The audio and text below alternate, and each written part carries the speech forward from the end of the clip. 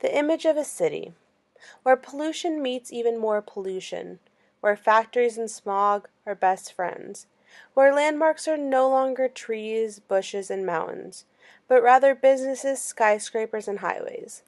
The United States has revolutionized planet Earth into a concrete jungle of haze. Ever since the Industrial Revolution, the United States has prioritized profit over people. America is one of the wealthiest countries, yet has no regard for the environment. The effects of the air pollution in the United States are alarming. Air pollution has caused detrimental damage to the ecosystem, crops, animals, and the human body. Animals in the human body are suffering from breathing in these toxic chemicals, which are resulting in short-term and long-term negative health consequences.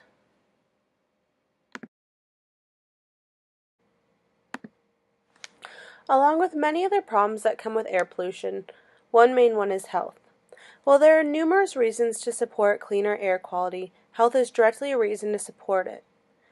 The Environmental Protection Agency estimates in their most recent national assessment of inhalation risks from air toxins that the whole nation experiences lifetime cancer risks above 10 in a million, and that almost 14 million people in more than 60 urban locations have lifetime cancer risks greater than 10 in a million due to increased air pollution. While risks of air pollution are everywhere, the elevated risks are higher in urban areas where there are many emission sources such as industrial facilities and large transportation facilities. No one should have to live with these health risks. Therefore, after spending extensive research on this topic, I've come up with the two best solutions to cut back on air pollution.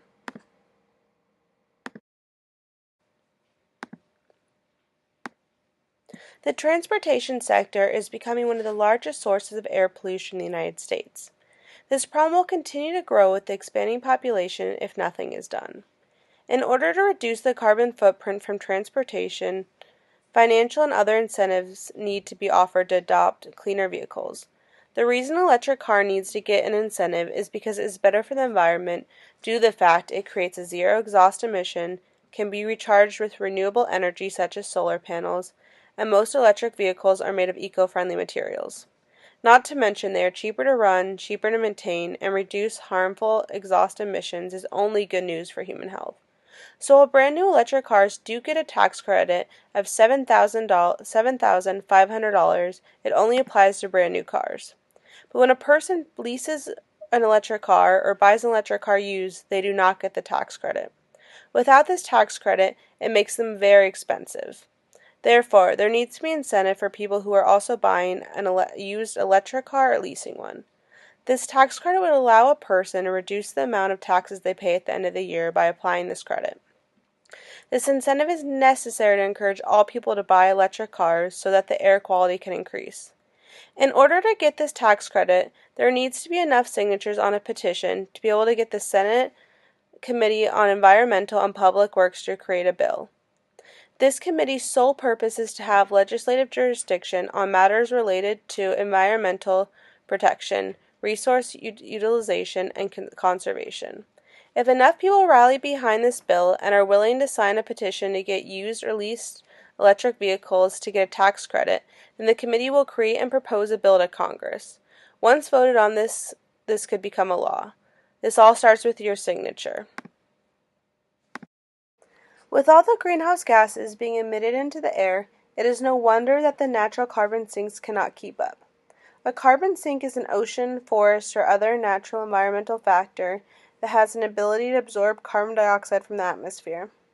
The United States cuts down 1.5 billion trees per year, which is a large problem because trees are capable of cutting air pollution by 20%. This is a huge issue because trees have a unique ability to clean the air of gas pollutants such as nitrogen dioxide, carbon monoxide, sulfur dioxide, and other pollutants. Therefore, part of this other solution is to not only stop cutting down these trees, but take action and plant a tree to filter air pollution. This is a very effective and cost-effective way of helping cut down on air pollutants. So if you are into gardening and planting, go make your home beautiful and help the air pollution by planting even one single tree. Alternatively, if you are unable to plant a tree, Go donate to organizations to have trees planted to offset your personal emissions. A few websites that are very reputable to donate for trees in the United States for this cause is American Forest Global Relief, TerraPass, and Carbon Fund.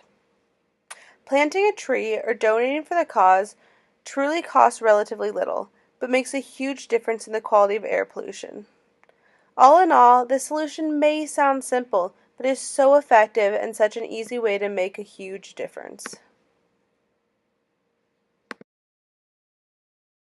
Some people in the United States do not believe that global warming is happening and that air pollution is not a problem. There have been many arguments that air pollution and global warming as a whole is natural due to natural carbon cycles. People believe that the reason that air pollution exists is due to volcanoes and oceans, which emit some greenhouse gases, which is causing the warming of the planet. While some of the air pollution can be linked to natural factors, this is a small percentage. If the United States was just warming from natural cycles, then it would warm to a maximum of 0.014 degrees Celsius in high emission scenarios in the United States by 2050. However, models are projecting at least 2 degrees Celsius by 2050 for all regions for the high emission scenario. This just proves that the warming in the United States is from anthropogenic pollution, specifically from emitting an abundance of greenhouse gases into the air to cause pollution. The toxins in the air are detrimental to human health and the planet as a whole. This killer is no longer so invisible. Action needs to be taken today. So while there are many ways to help cut back on air pollution, the two simple, straightforward solutions are clear. Go sign a petition so electric cars are easier and cheaper to access than ever before. And go plant a tree. What could be simpler yet more effective than that? Say no to profit over people. Pick the people and the planet first.